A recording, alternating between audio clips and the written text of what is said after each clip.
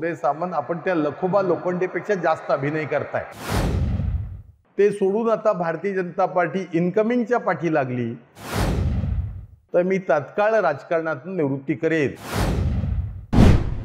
नुकतीच दीपावली आटपलेली आहे, थोड्याफार दिवाळीचे फटाके शिल्लक आहेत, ते आता आपल्याला आज वाजवायचे आहेत।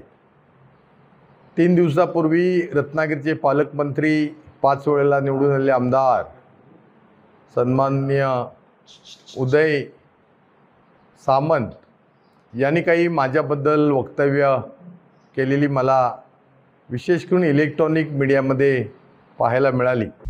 आता isakal.com आहे देशातील नंबर 1 ची मराठी न्यूज वेबसाईट। प्रत्येक अपडेटसाठी isakal.com ला नक्की भेट द्या।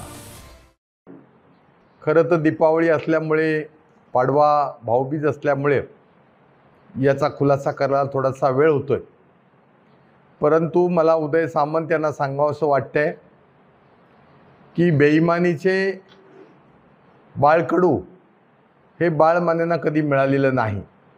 आणि बरोबर 1 वर्षापूर्वी 24 ऑक्टोबर 2024 रोजी मातोश्रीवरती माननीय हिंदुहृदय सम्राट शिवसेना प्रमुख बाळासाहेब ठाकरे, मासाहेब ठाकरे यांच्या तसबिरीसमोर आदरणीय उद्धवजी ठाकरे साहेब पक्षप्रमुख आणि माजी मुख्यमंत्री, त्याचबरोबर आदरणीय संजय राऊत साहेब खासदार आणि प्रवक्ते, आदरणीय युवा नेते आमचे आदित्यसाहेब ठाकरे साहेब, शिवसेना सचिव विनायक राऊत साहेब आणि शिवसेना नेते भास्करराव जाधव साहेब यांच्या उपस्थित 1 वर्षापूर्वी मी हे शिवबंधन बांधलेलं आहे।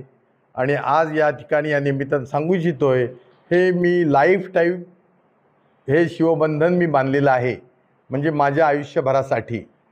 आणि त्यामुळं आदरणीय आदित्य साहेबांबरोबर फ्रँकी खात असताना अर्धी फ्रँकी त्यांनी दिली आणि 38 आमदार भाजपच्या कळपात झाल्यानंतर सुरतवरून गुवाहाटीवर जाणारा बेईमान बाळमानी नाही आहे।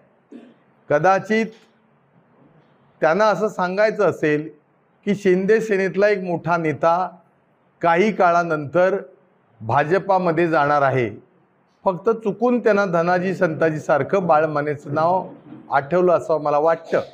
कारण त्यांना जो इलेक्ट्रॉनिक मीडियामध्ये प्रश्न विचारला होता तो असा होता, त्याला माझा संदर्भ होता की मी असं म्हटलं होतं की एकनाथ शिंदेसाहेब माजी मुख्यमंत्री रत्नागिरीला वारंवार का येतात, याचा अर्थ इथल्या पालकमंत्र्यांचा प्रभाव प्रशासनावर संपलाय की काय, असा प्रश्न होता। आणि त्याच्यावर त्यांनी खरं उत्तर द्यायला पाहिजे होतं, परंतु अजूनपर्यंत गेली 20 वर्ष बनवाबनवी करणे आणि तो मी नव्हेच नावाचं एक जे नाटक होतं पूर्वीच्या काळी, आता पण त्याचे काही प्रयोग होतात, त्याच्यामध्ये लखोबा लोखंडे नावाचं एक व्यक्तिमत्व होतं। मला असं वाटतं उदय सामंत आपण त्या लखोबा लोखंडेपेक्षा जास्त अभिनय करताय आणि त्यामुळं रत्नागिरीतल्या जनतेला हे आता कळून चुकलंय। आणि मी काही दिवसापूर्वी असं म्हटलं होतं की रत्नागिरीच्या जनतेला एका सिंघमची गरज आहे आणि तो सिंघम आज उपनेता म्हणून शिवसेना पक्षप्रमुख उद्धवजी ठाकरेंनी रत्नागिरीकरांना दिलेला आहे। भारतीय जनता पार्टीमध्ये मी 40 वर्ष काम केलं। माझ्या वडिलांनी जनसंघापासून भारतीय जनता पार्टीमध्ये जवळजवळ 24 वर्ष 1962 सालापासून काम केलं 86 सालापर्यंत।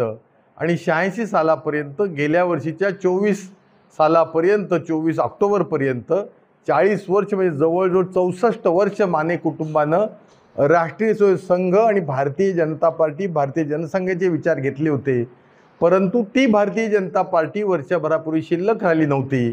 एकात्म मानवदर्शन अंत्योदयाचा जो पंडित दीनदयाळचा विचार होता ते सोडून आता भारतीय जनता पार्टी इनकमिंगच्या पाठी लागली आणि भारतीय जनता पार्टी आता हाऊसफुल आहे। आणि त्यामुळं मला कदापि भविष्यामध्ये भारतीय जनता पार्टीमध्ये जाण्याची आवश्यकता नाही। आणि त्यांनी ज्या कुठल्या पीएचं नाव घेतलं की जे काही वर्षापूर्वी माझ्याकडे होते, खरं तर राज्याचे कॅबिनेट मंत्री उदय सामंत आहेत, त्यांनी रेफरन्स संदर्भ द्यायचा झाला असता तर माननीय विद्यमान मुख्यमंत्री आदरणीय आमचे देवाभाऊ यांचे माझे सुद्धा संबंध चांगले आहेत। 2014ला माझ्या प्रचारासाठी या देशाचे पंतप्रधान नरेंद्र मोदीजी या ठिकाणी आले होते, देवाभाऊ सुद्धा अनेक वेळा या ठिकाणी आले, परंतु एका पीएचा संदर्भ ह्यांना द्यावा लागतो। याचा अर्थ पीए काय ह्यांना सरेंडर झालेला नाही ना, कारण पीए काय भाजप चालवत नाही। मला जर भाजपचा प्रवेश माझा आव्हान आहे त्यांना की माझ्या टेलिफोनचा मोबाईल नंबरचा CDR तपासावा, भाजपच्या नेत्यांच्या कार्यालयाच्या समोरचे घरासमोरचे CCTV कॅमेरे तपासवावेत। मी जर त्यांच्याकडे कधी गेलेला दिसलं असेल तर मी तात्काळ राजकारणातून निवृत्ती करेन। माझा सवाल आहे या ठिकाणी उदय सामंतांना, आमच्या गावचं ग्रामदेव श्री देव भैरी आहे, त्यांना पण ते मानतातच, ते बोलतात, त्यांनी शपथ घेऊन सांगावं की मी आजन्म भविष्यामध्ये शिंदे सेनेबरोबर राहीन आणि मी भाजपमध्ये कधीच प्रवेश करणार नाही, अशी खात्री खरं तर रत्नागिरीकरांच्या जनतेला त्यांनी देणं आवश्यक आहे। देश विदेशातील प्रत्येक घडामोडींचे लाईव्ह अपडेट मिळवण्यासाठी आता साम टीव्हीच्या सर्व सोशल मीडिया प्लॅटफॉर्मला लाईक, फॉलो आणि सबस्क्राईब करा। तसंच सर्व नोटिफिकेशनसाठी बेल आयकॉन प्रेस करायला विसरू नका।